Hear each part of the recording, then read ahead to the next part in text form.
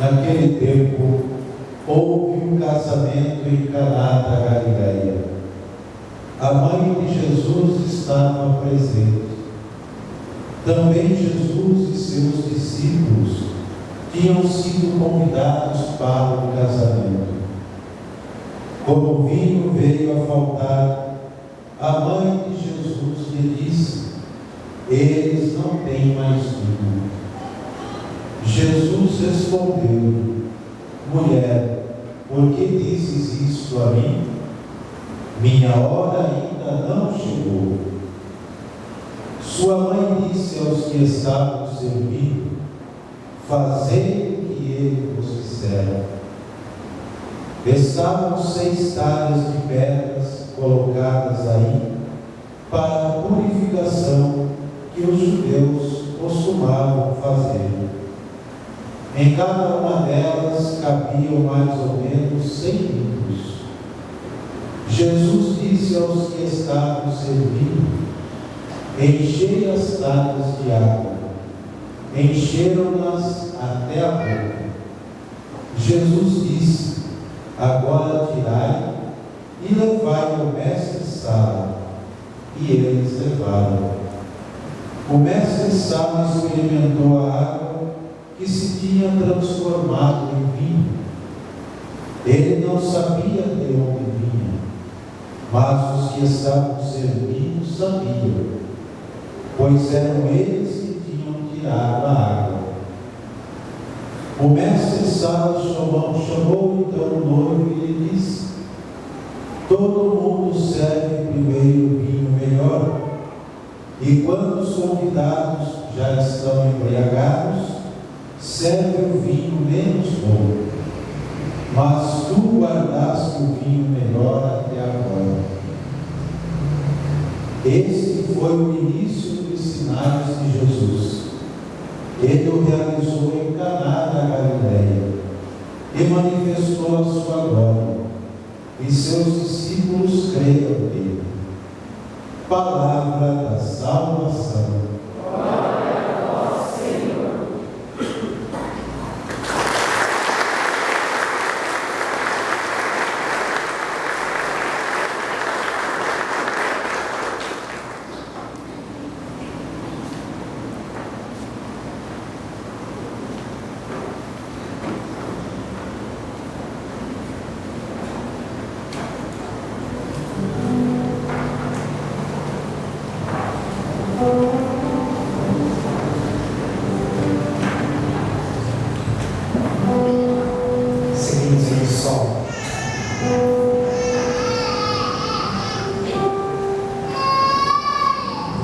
Queridos irmãos e irmãs, a palavra do Senhor nesse final de semana nos convida a iniciar com Jesus o tempo comum. Estamos hoje no segundo domingo do tempo comum. O tempo comum é o tempo do cotidiano, é o tempo das pequenas coisas, é o dia a dia. A nossa vida não é marcada apenas de festas. Nós temos as festas, que seria como que o recheio da nossa vida, mas a nossa vida precisa ter o bolo, a massa. A massa que sustenta. E a massa é o dia a dia, é o cotidiano. E é no cotidiano que nós precisamos dar testemunho da nossa fé. Como diz a grande Teresa de Calcutá, que na vida do cristão o mais importante não é o quanto faz, mas o quanto de amor se coloca naquilo que faz. Esse é o desafio que nós precisamos compreender, que no dia a dia da nossa vida, nas pequenas atitudes do dia a dia, nós precisamos colocar muito amor para que aquilo que nós estamos vivendo tenha sentido, tenha razão.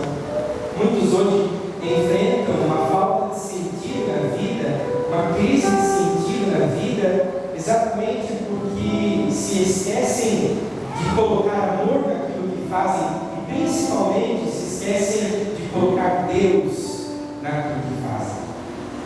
Não conseguem compreender a presença de Deus naquilo que estão vivendo. Por isso olhamos para Jesus e vemos que no seu ministério Jesus também enfrentou o cotidiano, também enfrentou o dia a dia, mas Mas no dia a dia, Jesus soube reconhecer ou revelar a presença de Deus. E como é difícil para nós, né? Reconhecer muitas vezes a presença de Deus lá no nosso trabalho, lá na nossa escola, dentro da nossa casa. Muitas vezes a gente chama a rotina, né? A rotina me cansa, a rotina me estressa. Mas nós precisamos olhar além, ver além e reconhecer a presença de Deus, os sinais de Deus, o amor de Deus, a misericórdia de Deus em cada situação que vivemos na nossa vida. Porque a palavra de Deus hoje nos ensina que a presença de Deus muda todas as coisas. A presença de Deus transforma todas as coisas. E aprenda uma coisa: eu não estou dizendo que a presença de Deus tira os problemas. Não. Não estou dizendo que a presença de Deus tira as dificuldades. Não. Não estou dizendo que a presença de Deus tira as lutas.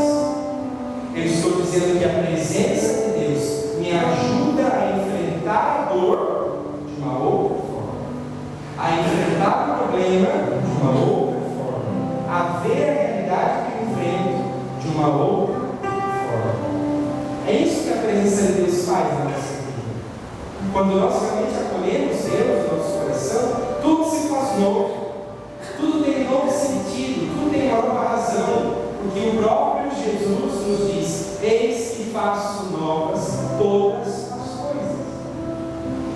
E fazer novas todas as coisas é exatamente me ensinar a ser esposa de um jeito novo, esposo de um jeito novo, no meu trabalho exercer a minha função de um jeito novo, na minha vocação ver a minha vocação de um jeito novo. É isso que nós precisamos aprender no tempo comum. Aprender a viver o dia a dia, o nosso cotidiano, de uma nova maneira, de uma nova forma. Uma forma cheia de sentido, cheia de razão, cheia de alegria, aproveitando cada momento, cada ocasião, cada situação que Deus nos dá. Aproveitando o tempo tão breve que Deus nos concede, fazer com que a nossa vida seja uma vida cheia de sentido. Jesus já falou sobre isso há muito tempo atrás, mas se alguns não querem dar o braço a torcer para Jesus, então possam dar o braço a torcer para a psicologia, talvez a logoterapia fundada por Viktor Frankl, que é a psicologia do sentido, que diz que o homem precisa de um sentido para viver, porque se ele não encontra um sentido para viver, a sua vida perde o sentido. E Viktor Frankl, ele, fazendo seus estudos, percebeu uma coisa: ele estava preso num campo de refugiados, e lá dentro ele começou a perceber qual é a reação dos presos que lá estavam, dos encarcerados que lá estavam. E ele percebeu uma coisa: que aqueles presos que tinham família, filhos, esposa, aguentavam mais tempo do que aqueles que não tinham ninguém esperando eles lá fora. Ele percebeu então que aqueles que tinham um sentido suportavam mais tempo a dificuldade e a dor. Ele percebeu que aqueles que tinham um sentido, eu vou enfrentar essa situação por causa da minha esposa, por causa dos meus filhos, esses aguentavam mais tempo. E aí, Viktor Frankl intui uma coisa: se, tendo um sentido passageiro, como uma esposa, um filho, ou uma família, um trabalho que é passageiro, uma realidade passageira, quanto mais se essa pessoa descobre para si um sentido eterno chamado Deus. Ele então descobre que o grande sentido para a vida do ser humano é Deus. E se eu o tenho, todas as situações são possíveis de serem enfrentadas. E aí vem a grande frase: quem tem um porquê supera qualquer como. Quem tem um porquê, uma razão, supera qualquer como ou circunstância. Quem tem uma razão, supera, aguenta e vence qualquer circunstância. O verso que hoje o Senhor nos traz essa Eucaristia para nos dizer isso. Não importa a circunstância que eu esteja enfrentando hoje, se a minha razão é Deus, nele, por Ele, com Ele, nós seremos capazes de vencer. É claro que podemos chorar, é claro que podemos sair, é claro que podemos ficar meio cambaleando para lá e para cá, mas no fim da história nós conseguimos vencer, não por nós, mas pela força de Deus que age em nós, pela força de Deus que age na nossa fraqueza. E como diz a palavra de Deus, quando somos fracos e aí somos fortes, porque na nossa fraqueza a força de Deus ela se manifesta. E nesse cotidiano da vida, nós enfrentamos inúmeros desafios, inúmeros problemas. Todo mundo que sabe que tem problema. Eu tenho problemas, o diabo tem problemas, todo mundo aqui tem problemas. Mas mais do que isso, todos nós temos um Deus que caminha conosco, ao nosso lado. E essa deve ser a alegria do nosso coração. A certeza de saber que não importa a situação que eu viva, não importa a circunstância que eu enfrente, eu posso contar com a presença de Deus que sofre comigo. De repente, uma situação difícil que você enfrentou ou está enfrentando, talvez humanamente falando, a nossa pergunta seja essa: onde estava Deus? Ou onde está Deus numa situação como essa? Exatamente ao seu lado. A sua dor é a dor dele. O seu problema é o problema dele. A sua dificuldade é a dificuldade dele. Não é isso que um amigo faz? Se nós temos um amigo chegado, próximo, que realmente nos ama, se nós estamos sofrendo, ele sofre conosco. Isso é compaixão. E essa é a atitude que Deus tem para conosco. Nosso Deus é um Deus que, estando ao nosso lado, sofre tudo aquilo que nós sofremos. Então, se estamos passando por um tempo de muita alegria, Deus aqui está. Se estamos passando por um momento de muita dificuldade, Deus aqui está. Se estamos em enfermidade, Deus aqui está. Exatamente para me ensinar a viver aquele tempo de um jeito diferente. Enfrentar aquela situação de um jeito diferente. Abra os seus olhos para essa realidade.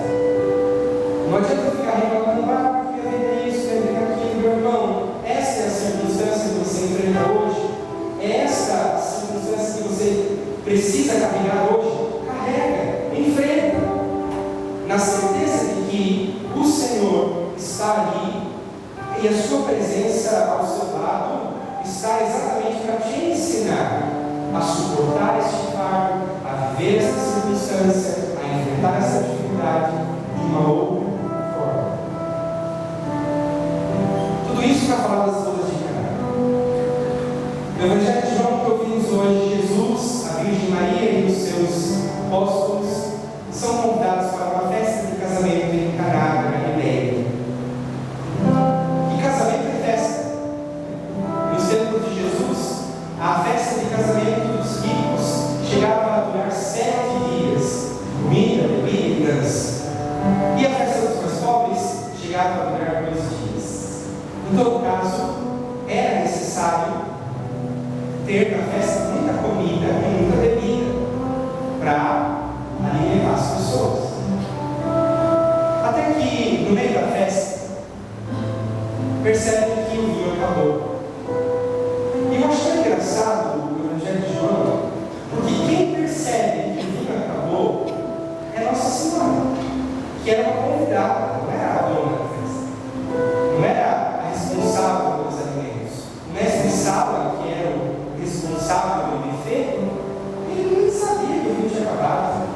Mas Nossa Senhora, com um olhar perspicaz de mãe, ela já consegue perceber que eles não têm mais vinho. O Evangelho das Bodas coisas de enganar, meu irmão, traz para mim e para você 5 passos para que o milagre de Deus aconteça na nossa vida. Nós hoje buscamos muitos milagres. Nós hoje buscamos muitas graças, muitas bênçãos. E vamos buscar bênçãos, temos que buscar bênçãos. Mas nós não podemos esquecer de uma coisa: Deus realiza milagres, mas não faz mágicas. Deus realiza milagres e Deus é capaz de tudo. Não há impossíveis para Deus. E isso deve encher nosso coração de esperança, na certeza de que o Deus que eu conheço e experimento, o Deus que eu creio, que eu sirvo, é um Deus que opera milagres e prodígios. Mas a igreja não pode se esquecer, nós não podemos esquecer de que o milagre acontece. Mas para que o milagre aconteça, nos diz o Evangelho de João hoje, é preciso que nós sigamos 5 pontos, ou 5 passos. Primeiro deles, ligue o sistema de gravação da sua cabeça e grave. O primeiro deles, diz o Evangelho, eles convidam Jesus para a festa. Primeira coisa, meu irmão, convide Jesus para fazer parte da sua vida. Convide, porque o intruso da história é o demônio, que entra mesmo sem você convidar. O Senhor não. O Senhor mesmo diz: eis que estou à porta e bato. Se abrir, quem abrir, eu entrarei e serei quem. Então é preciso que você e eu convidemos Jesus. Se eu vou para o meu trabalho, Jesus, vamos comigo lá no meu trabalho. Se eu estou voltando para a minha casa, Jesus, volta comigo para a minha casa. Se eu estou a passeio, Jesus, vem comigo. Em todas as ocasiões, convide Jesus para caminhar com você. Isso pode parecer uma atitude infantil, mas na verdade, essa é a primeira chave que abre a graça e a bênção de Deus sobre a nossa vida. Convidar Jesus. Vem comigo, Senhor. Caminha comigo, Senhor. Em todos os lugares, em todas as situações, chame a Jesus. Convide Jesus para caminhar com você, para fazer parte da sua vida. Em segundo lugar, o Evangelho de hoje nos ensina uma coisa muito importante. O segundo passo para que contemplemos o milagre de Deus é bater na porta certa. Quando acaba o vinho, Nossa Senhora percebe que eles não têm mais vinho. E onde é que Nossa Senhora vai? No mestre sala? Não. Nossa Senhora vai exatamente em Jesus, porque ela sabe que só Ele será capaz de dar um jeito naquela situação. Bater na porta certa. Acho que hoje nós podemos nos perguntar: você está batendo na porta certa? Você está buscando a graça de Deus em Deus ou nas pessoas e nas coisas? Você está batendo na porta do coração de Jesus ou você está indo buscar outras coisas, outras crenças, outros ensinamentos? Está buscando a bênção onde a bênção está ou está buscando a bênção onde não há bênção? Bater na porta certa. Segundo passo.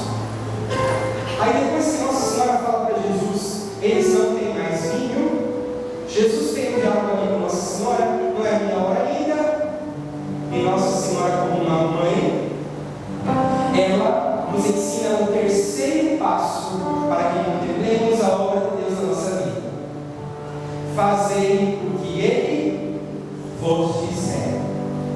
Terceiro passo. Fazer o que Jesus nos disser. Isso significa pautar a nossa vida nos princípios do Evangelho.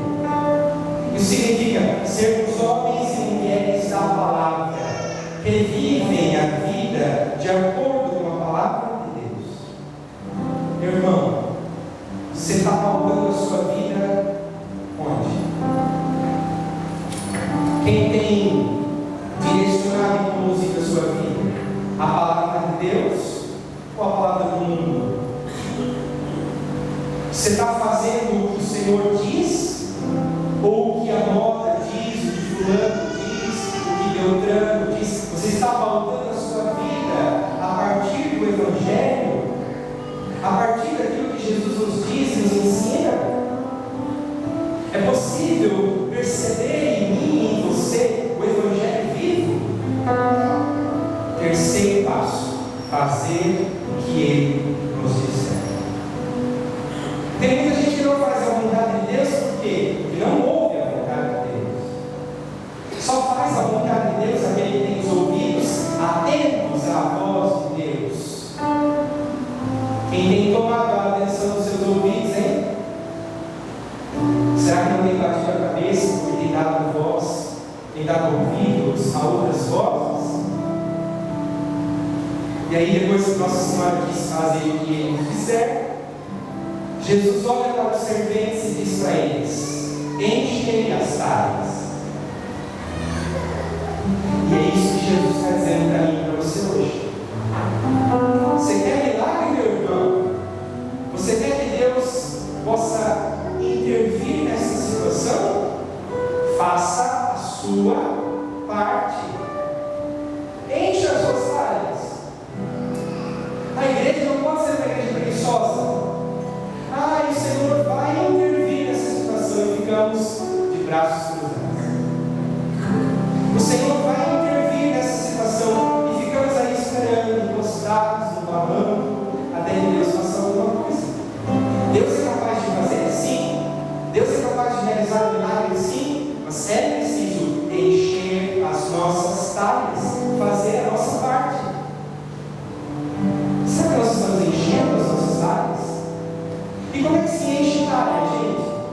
Com a nossa oração, com o nosso jejum, com o nosso terço, com o nosso rosário, com a nossa adoração, com o nosso grupo de oração, com o nosso trabalho pastoral, com a Santa Missa, com as nossas obras de misericórdia, com a ajuda aos pobres, aos necessitados. Isso tudo é água na talha. Sendo boa esposa, sendo bom marido, sendo bom filho, sendo bom profissional onde eu trabalho, vivendo a justiça de forma coerente, vivendo segundo os princípios do reino. Isso é colocar água na talha. Isso é encher as talhas. Suportar as cruzes, as renúncias, os sacrifícios do dia a dia. Coloque água na sua talha, meu irmão. Coloque água na sua talha. Aí vamos construindo o itinerário. Primeiro passo: convidar Jesus para fazer parte da minha vida. Segundo, bater na porta certa. Terceiro, fazer o que Jesus disser. Quarto, encher as talhas. E depois que eles enchem as talhas, Jesus diz assim: pode levar para essa sala. E eu acho que é engraçado que no Evangelho eles imediatamente levam as talhas para o mestre de sala sem olhar se lá dentro tinha ali. Porque no coração daqueles homens existia confiança que Deus era capaz de fazer aquilo que Ele disse que Ele ia fazer. O quinto passo é esse: confiar que Deus é capaz. Muitas vezes nós cristãos rezamos, mas já achando que não vai dar certo. Rezamos e pedimos, mas já achando que não vamos conseguir. Reza e confia. Quantas vezes a gente coloca: Senhor, estou colocando na sua mão essa situação. Mas depois fica: mas será que o Senhor vai cuidar? Mas será que vai dar certo? Mas será que isso aqui? Mas será que isso? Meu irmão, se colocou lá, deixa. Se você foi até Jesus, se você confiou, se você confiou Jesus para entrar na sua vida, se você bateu na porta certa, se você faz o que Jesus diz, se você enche as talhas, confia que na hora certa a água se transformará em vinho.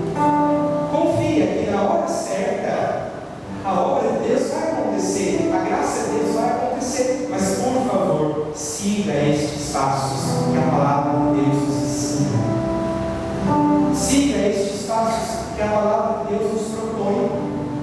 Estes 5 passos que nós precisamos viver no dia a dia da nossa vida. Acho que hoje você pode olhar para a sua vida, eu para a minha, e de uma maneira muito sincera, conosco e com Deus, responder essa pergunta: eu estou sendo negligente em qual desses pontos? Desses 5 pontos.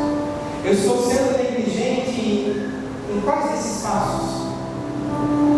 Alguma coisa está errada. Eu preciso mudar. Eu preciso ajeitar melhor esses passos.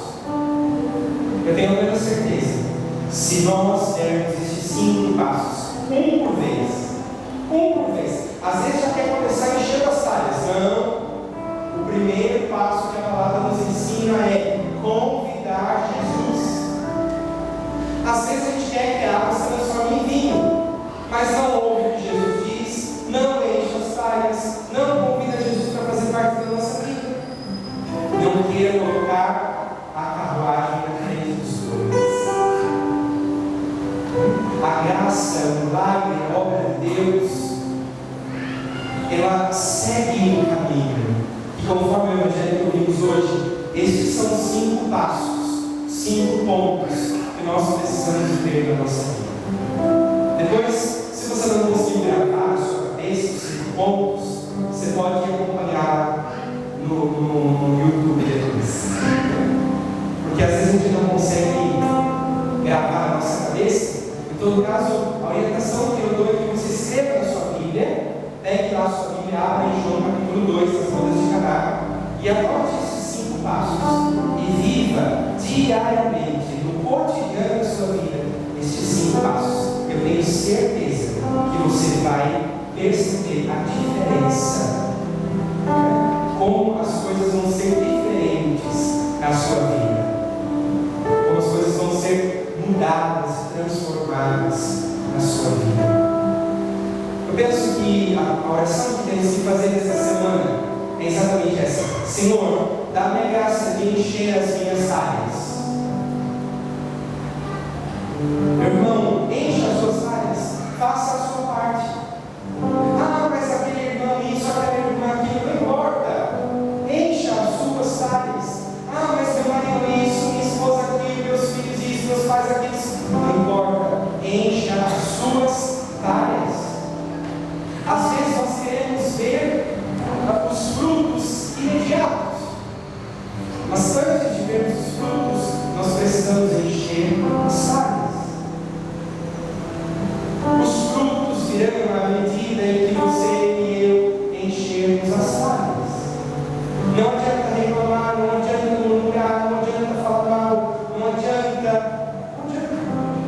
O único caminho que Jesus nos propõe hoje é encher as áreas. Sendo uma boa esposa, sendo um bom marido, sendo um bom filho, sendo um bom profissional, rezando bem, jejuando bem, indo à missa, sendo uma pessoa de caráter, uma pessoa de bem, uma pessoa honesta, uma pessoa sincera, uma pessoa virtuosa. Enche as áreas. E encher as áreas não é simples assim, mas é possível. É possível. E aí, para concluir a reflexão, o Evangelho de João hoje nos ensina que Deus tem sempre o melhor. Olha a pessoa que está do seu lado e diz para ela: Deus sempre tem o melhor.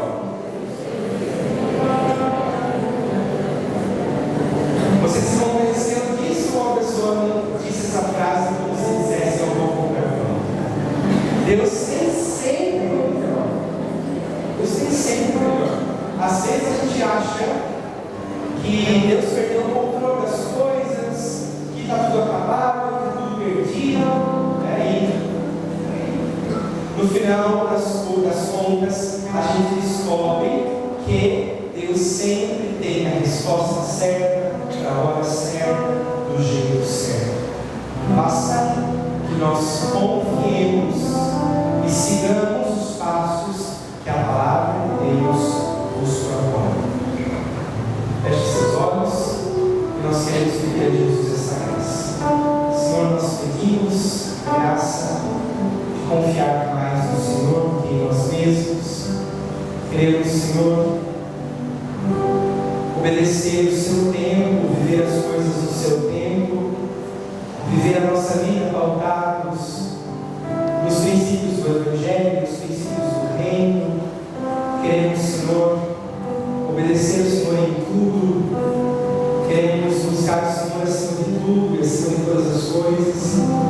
Queremos que o Senhor seja a nossa alegria e nosso sustento, o motivo da nossa caminhada, a razão da nossa caminhada. Por favor, Senhor, não nos deixe desistir, não nos deixe voltar atrás, mas sustenta-nos, segura a nossa mão, segura a nossa caminhada, motiva cada vez mais a nossa caminhada. Tira os meus olhos dos problemas, tira os meus olhos das dificuldades, tira os meus olhos daquilo que não deu certo, mas fixa os meus olhos nos teus olhos, para que o Senhor seja o motivo de tudo, a razão de tudo, que o Senhor seja a razão da minha vida, o motivo da minha vida, porque se o Senhor for a razão da minha vida, o motivo da minha vida, eu sei que eu serei capaz de suportar todas as coisas, de vencer todas as lutas, de vencer todas as provas, porque sei que o Senhor está comigo, e se o Senhor está comigo, o Senhor é capaz de fazer novas todas as coisas, de transformar todas as coisas. Fica comigo, Senhor. Fica conosco, Senhor, nesta semana que se inicia.